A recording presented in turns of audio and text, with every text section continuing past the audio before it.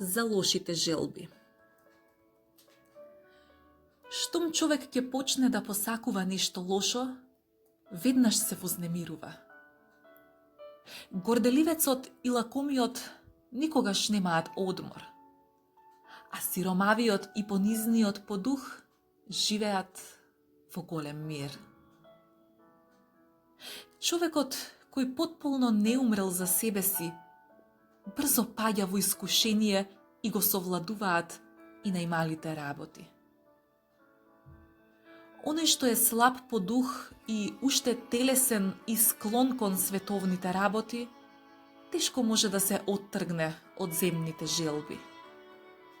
Затоа, кога ќе одбие да ги задоволи, се чувствува ожалостен и се гневи ако некој му се спротистави. Ако пак го добие тоа што го посакувал, го притиска товарот на каење, бидејќи пошол по својата страст, зашто тоа ништо не придонесува за мирот што го барал.